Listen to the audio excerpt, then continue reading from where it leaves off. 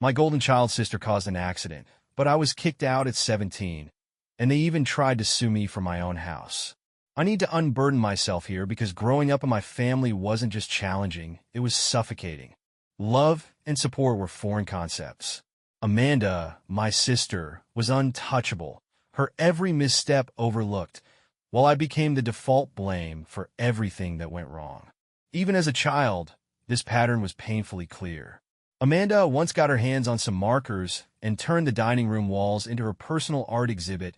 Neon colors streaked across the surface like chaotic fireworks.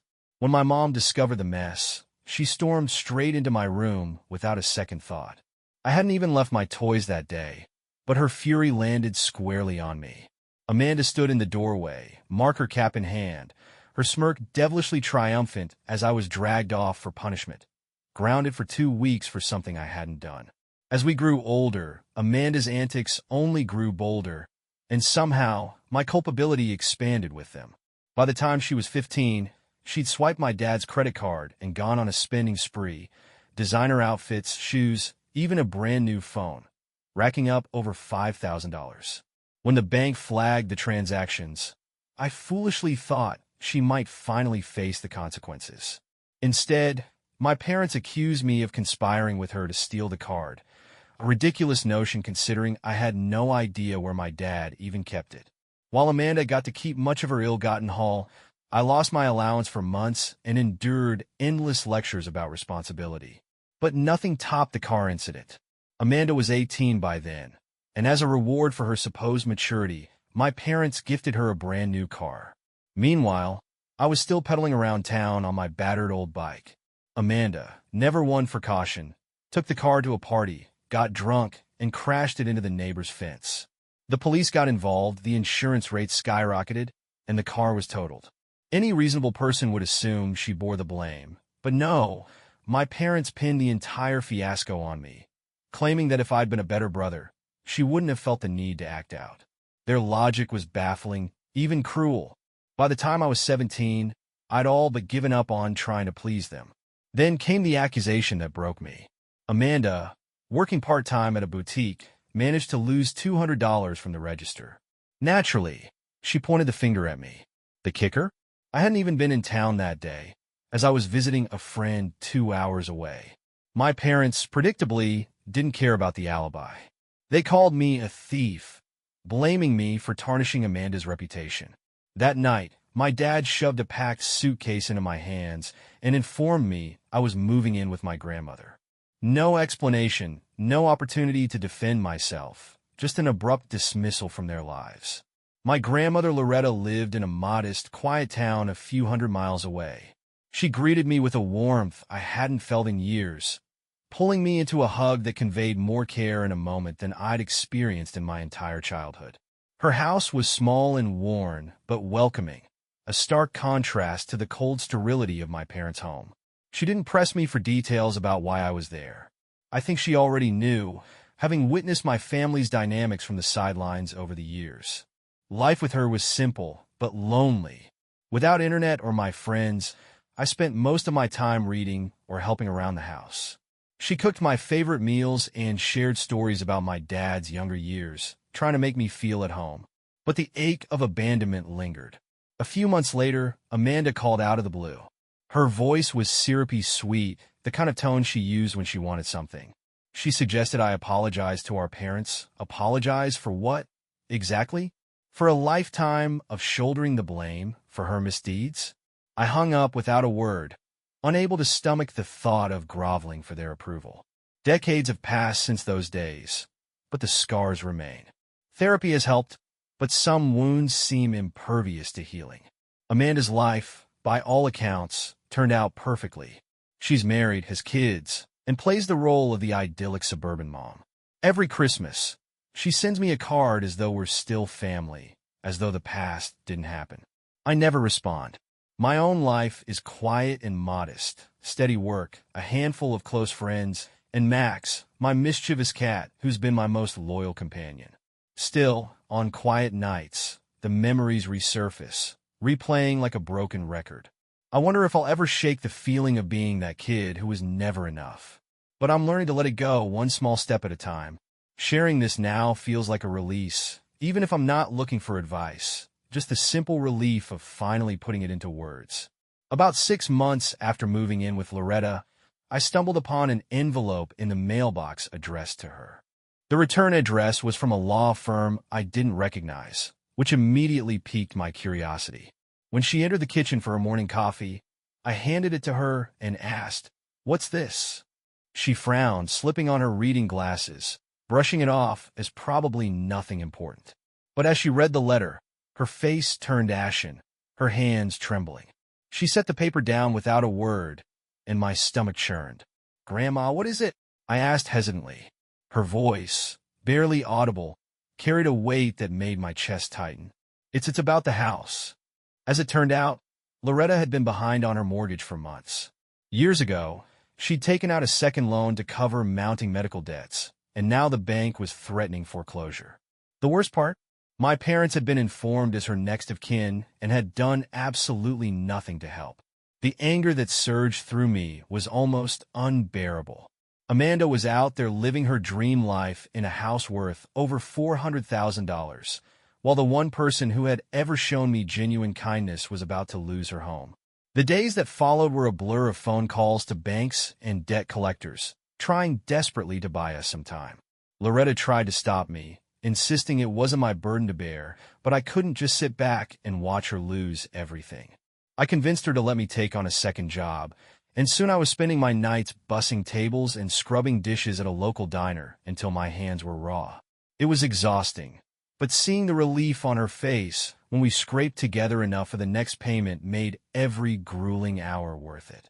One night, after an especially long shift, I came home to find Loretta sitting in the living room with a man I didn't recognize.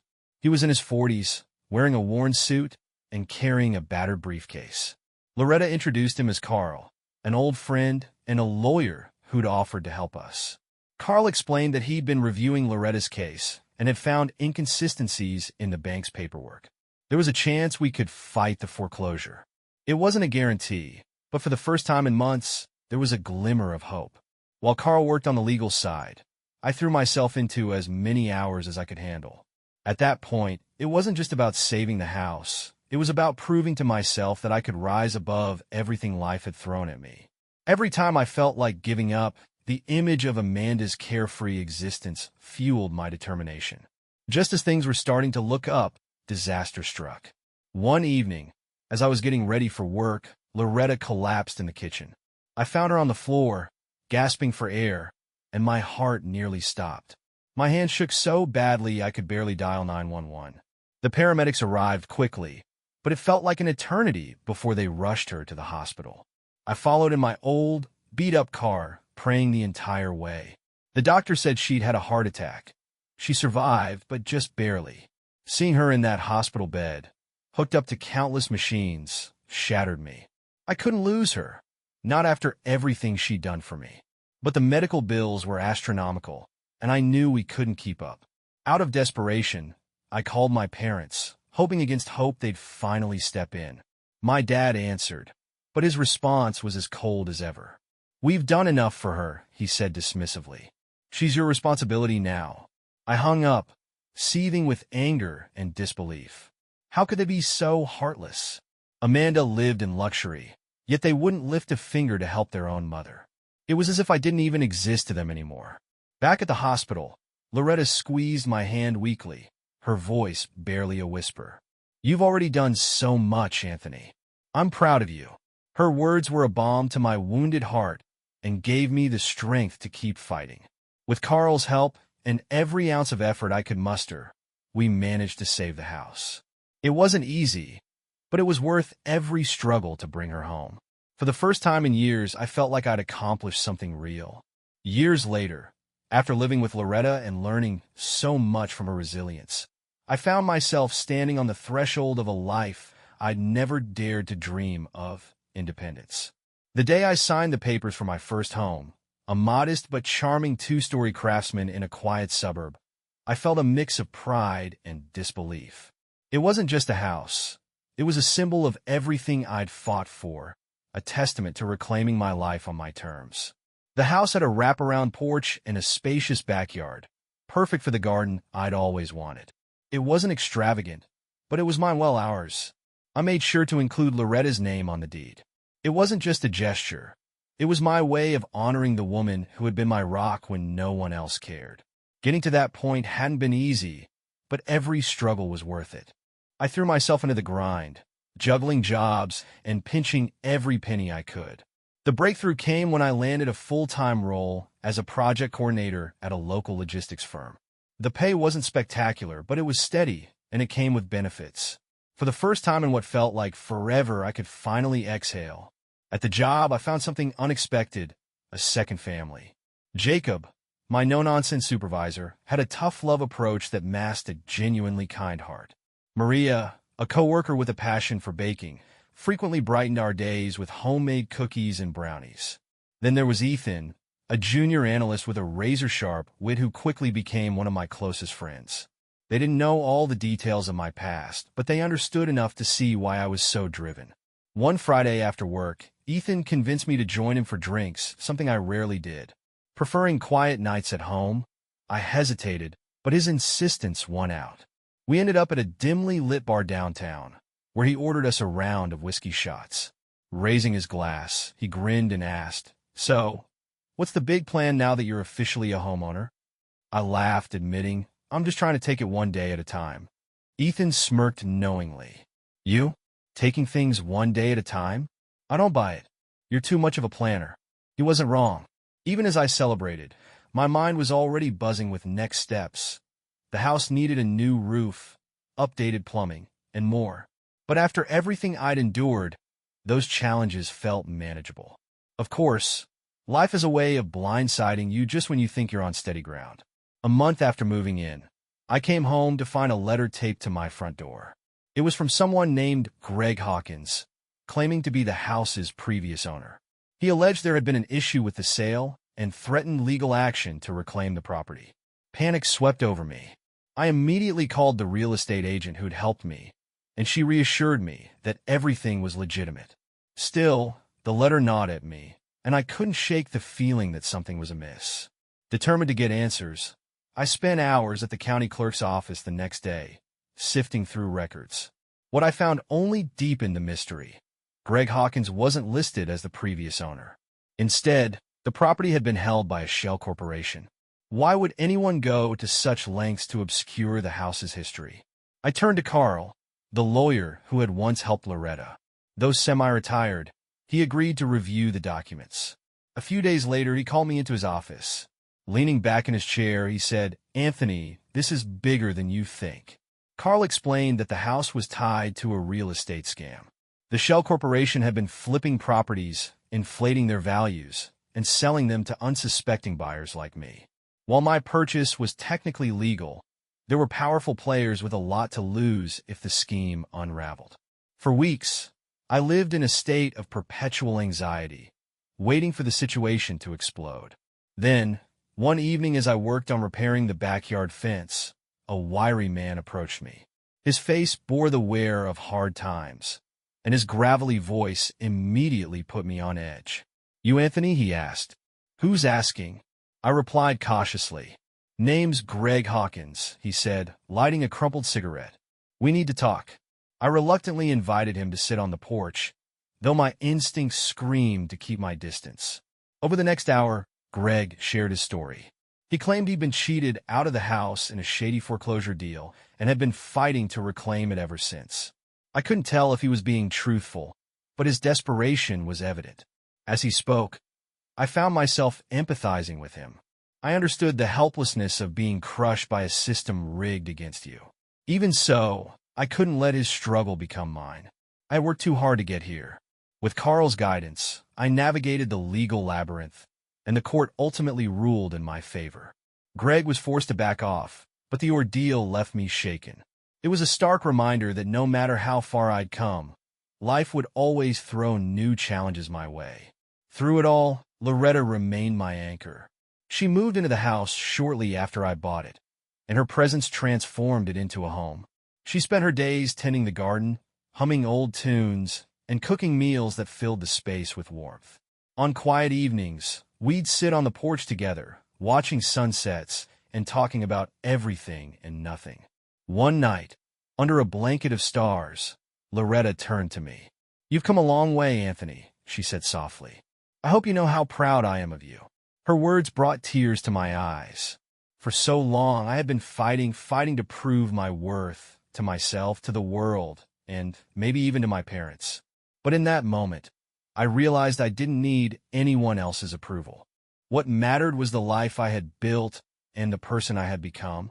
I had built a life that I could truly be proud of, one that I had fought for every step of the way. For the first time, it felt like enough.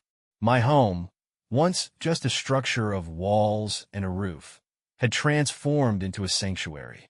Grandma Loretta's green thumb had turned the backyard into a living masterpiece, with rows of roses, lilies, and vegetables growing in vibrant harmony. Every corner seemed to burst with color and life, a testament to her care and patience. She often laughed and said we'd never finish eating all the food her garden provided. It was her way of showing love, through the meals she made and the beauty she cultivated. Meanwhile, I dedicated my weekends to home repairs and upgrades, finding solace in the steady rhythm of physical work. Occasionally, I joined Ethan for an evening out, a rare break from my otherwise structured routine. Stability was a foreign feeling, but for the first time, it didn't seem like it could be easily snatched away. Yet, as had happened so many times before, Amanda found a way to intrude on the calm I had fought so hard to achieve. It had been years since I'd spoken to my parents. Our relationship was severed the moment they sent me to live with Loretta, and there had been no attempts at reconciliation from either side. I had accepted it, even found peace in it. Amanda's life, however, had a way of forcing itself into my awareness, whether through social media posts or the occasional mention from mutual acquaintances. She remained the golden child in every way, living a life of extravagance funded entirely by my parents. Lavish vacations, luxury cars, and parties that seemed to outdo the last were her calling cards. It was impossible to ignore, even if I tried. But the endless flow of wealth was bound to dry up eventually. Amanda's charmed existence was a bubble, and like all bubbles, it was destined to burst. The first sign of trouble came in the form of a voicemail.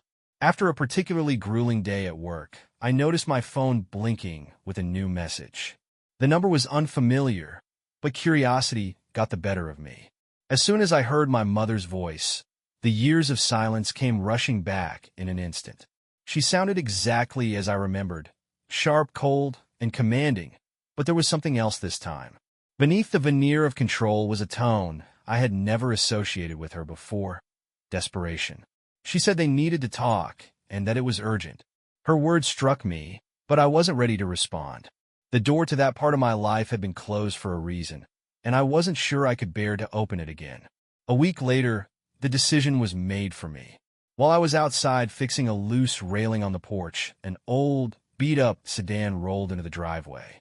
The creak of its rusted door was followed by two figures stepping out. At first, I didn't recognize them. My mother's once meticulously maintained appearance had given way to unkempt hair and wrinkled clothes, her face etched with deep lines of stress. My father, who had always seemed larger than life, moved slowly, his shoulders hunched as if weighed down by years of exhaustion. They were almost unrecognizable, a shadow of the people I had grown up knowing. It quickly became apparent why they were there. Amanda, it seemed, had finally exhausted the endless well of financial support they provided. She had maxed out their loans, accruing over $100,000 in debt. Their house, the centerpiece of their carefully curated lives, had been repossessed, leaving them homeless. They were desperate, and, as a last resort, they had come to me. The sheer audacity of it was almost laughable. After everything they had put me through, they now stood on my doorstep asking for help. Memories of their betrayal flooded my mind. Years of being blamed for Amanda's mistakes, of being treated like an outsider in my own family, of being abandoned when they decided I was no longer worth the effort. They didn't even need to say the words. It was clear they were asking for a place to stay.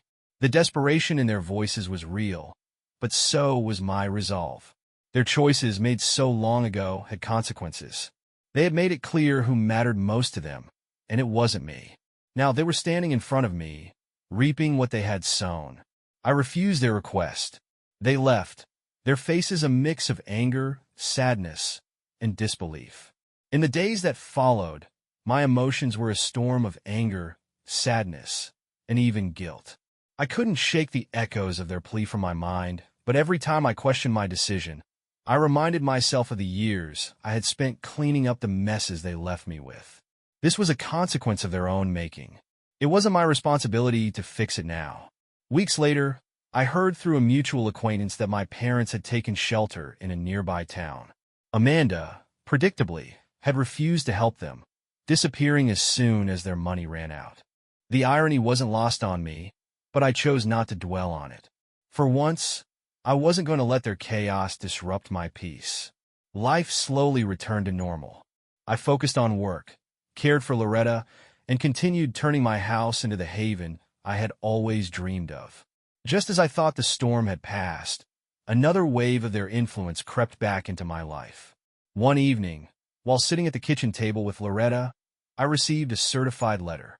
She was sipping tea and humming an old tune as I opened the envelope. It was clear that my past wasn't ready to let go of me just yet. As I scanned the letter in front of me, the words blurred before their meaning sank in. The room seemed to close in around me as my chest tightened. My voice was barely audible as I managed to say, hollowly, that my parents were suing me. Loretta, noticing the pallor on my face, gently set down her teacup, her hands trembling slightly. Their claim was as brazen as it was infuriating. Because her name was on the deed, they believed they were entitled to her share of the house. It didn't matter that I had paid for it with my own hard-earned money or that including her name was purely a gesture of gratitude. They saw an opportunity and seized it, proving once again how little they cared about the consequences for anyone else. Over the next few weeks, the situation escalated. My parents hired a lawyer, a polished and aggressive man named Richard Callahan, who wasted no time sending formal demands. The letters were filled with claims that Loretta's declining health necessitated redistributing her assets to her children. Predictably, Amanda was absent from their arguments. This wasn't about fairness or family. It was about targeting me. I turned to Carl, the lawyer who had once helped Loretta save her home. Though older now and semi-retired, his knowledge of both the law and my parents' manipulative tactics made him invaluable. He assured me their case was flimsy, but we'd need to prepare thoroughly. I spent hours digging through every piece of paperwork related to the house. Mortgage documents, bank transfers, and pay stubs. My meticulous record-keeping proved to be my greatest asset. Despite this, the idea of standing in court against my parents filled me with dread. The first hearing was surreal. My parents sat smugly on one side of the courtroom, their confidence as polished as Callahan's demeanor. On our side, Carl and I worked methodically to present the truth. Callahan wasted no time spinning a narrative of me as an ungrateful son who had manipulated Loretta into signing over her property. He painted a picture of exploitation, twisting every detail to suit his case. When my mother took the stand, her performance was as infuriating as it was predictable. She cried, recounting how much she and my father had done for me, how they had always prioritized family, and how they only wanted what was fair. Her version of events was so distorted that I clenched my fists under the table to keep from interrupting. Carl's reassuring presence beside me was the only thing keeping me grounded. When it was my turn to testify, Carl guided me through the facts. I laid out how I had worked tirelessly to save for the house, paid for it entirely with my own money, and included Loretta's name on the deed out of appreciation for everything she had done for me. The documents I presented corroborated every word, but it wasn't until Loretta took the stand that the tide truly turned. Despite her frail health, Loretta insisted on testifying. Dressed in her Sunday best, her silver hair pinned neatly back, she spoke with a quiet yet unwavering resolve. She recounted how I had stepped in when no one else would, working multiple jobs to ensure she could keep her home. Her voice carried conviction as she declared that the house was mine, not hers, and that the inclusion of her name on the deed was purely a gesture of love and gratitude. When Callahan attempted to undermine her, Questioning her health and intentions, she remained firm. Her words silenced the room and left even my parents visibly shaken. In the end, the judge dismissed their claim entirely. Not only did they lose, but they were ordered to pay my legal fees, though I doubted I'd ever see that money. Outside the courthouse, my mother made one last attempt to appeal to me, dripping with insincerity as she tried to justify their actions. I didn't bother to engage. Their selfishness had left no room for reconciliation, and I walked away with Loretta by my side, finally free of their grasp. Back at home, the weight of the ordeal began to lift. Loretta apologized, guilt in her voice, but I reassured her that none of this was her fault. My parents had made their choices, and I had made mine. For the first time in years, I felt an overwhelming sense of closure. The house, more than just a physical space, was a testament to everything I had endured and built despite their efforts to tear me down. Cutting off communication with my parents wasn't a decision I made lightly. It wasn't driven by vengeance or anger. It was survival. After the court case, there was no going back. They had crossed lines I couldn't ignore. For months, I half expected them to show up again, pleading or demanding, but they didn't. Through an old neighbor, I later learned that my parents and Amanda had moved into a small, rented apartment. Their finances were in shambles, and they were drowning in debt. Amanda, once the picture of extravagance, was now working a retail job at a mall, still clinging to appearances with carefully staged social media posts. My parents struggled to make ends meet, their health and circumstances reflecting the toll of years spent prioritizing image over substance. I thought I might feel satisfaction or vindication at their downfall, but all I felt was emptiness. The truth was, I had grieved the loss of my parents long before this. Losing them now was merely the final nail in a coffin that had been built over decades. At home, life regained its peaceful rhythm. Loretta's health had stabilized, and though she remained frail, her sharp mind and warm spirit continued to light up our days.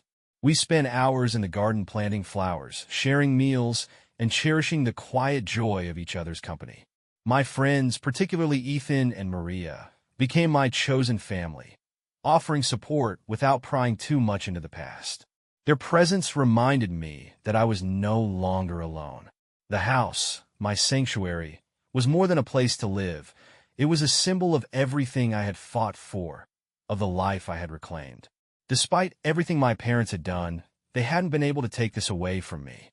For the first time, I felt truly free, surrounded by the people and the life I had chosen for myself.